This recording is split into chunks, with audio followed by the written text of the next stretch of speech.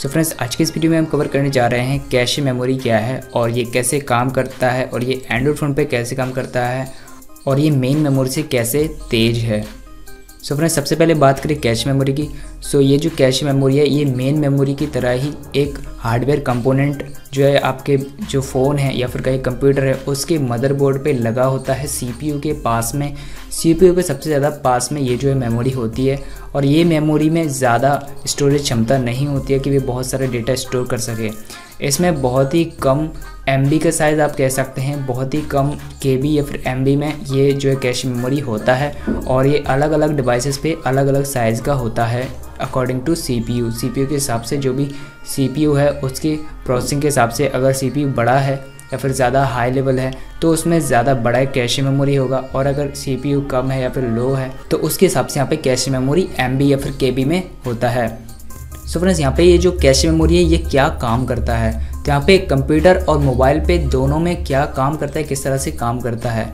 तो देखिए, इसको समझने के लिए सबसे पहले यहाँ पे जो भी सीपीयू है उसको समझना होगा ये कैसे काम करता है। ये जो फ़ोन में या फिर कहीं कंप्यूटर में जो सीपीयू होता है वो मेमोरी से डेटा को कॉपी करता है और उसको प्रोसेस करता है एंड देन उसको रैम पे लोड करता है और जो भी चीज़ें हैं, जो भी एप्लीकेशन है, फाइल है, उसको रन करता है। और ये जो प्रोसेस है बहुत ही ज़्यादा फास्ट होता है।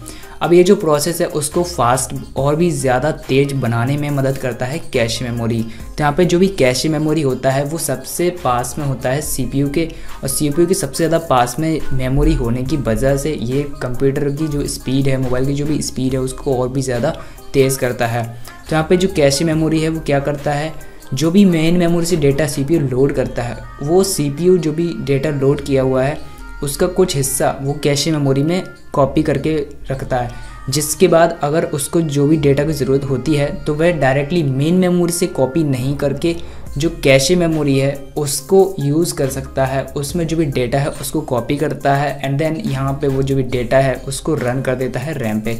तो इस तरह से ये जो सीपीयू है और कैश मेमोरी का वर्क है, काम करता है। इस तरह से जो एंड्रॉयड फ़ोन या फिर कहीं कंप्यूटर दोनों सेम ही हैं, अलग अलग वर्जन हैं।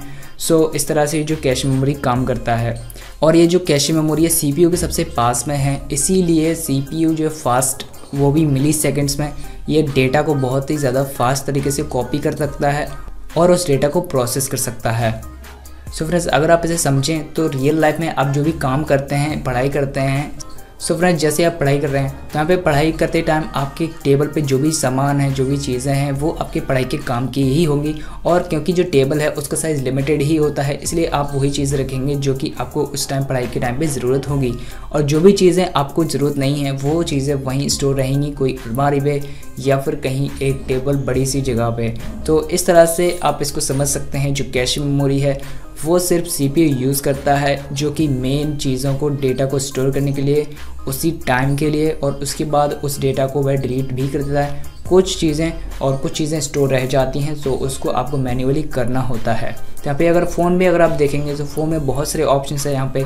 तो यहाँ पे अगर आप देखेंगे तो यहाँ पे आपको जाना होता है फ़ोन में स्टोरेज के ऑप्शन पे और स्टोरेज के ऑप्शन पे अगर आप देखेंगे तो यहाँ पे आपको कैश डेटा का एक ऑप्शन मिल जाता है। सो ये जो कैश डेटा है ये वो डेटा है जो कि आपने यहाँ पे जो भी फ़ोन पे एप्लीकेशंस वगैरह को यूज़ करा है उसके बाद इसमें कुछ जो भी छोटी छोटी फाइल्स होती हैं वो यहाँ पे स्टोर हो जाती है। सो इस तरह से ये जो कैश मेमोरी काम करता है एंड्रॉयड फ़ोन पे और कंप्यूटर पे भी। कंप्यूटर पे भी ये जो है कंप्यूटर अपनी जो भी फाइल्स होती हैं किसी भी सॉफ्टवेयर के काम करते टाइम उसको एक टेम्पररी फोल्डर होता है उसमें स्टोर कर लेता है एंड उन फोल्डर्स और फाइल्स को वह दोबारा से यूज़ कर सकता है। अगर हम उन फोल्डर और फाइल को डिलीट कर देते हैं तो काम के वक्त वो जो फाइल है वो मिस हो जाने के कारण वो यहाँ पे उसको फिर से जनरेट या फिर कॉपी पेस्ट करना होता है।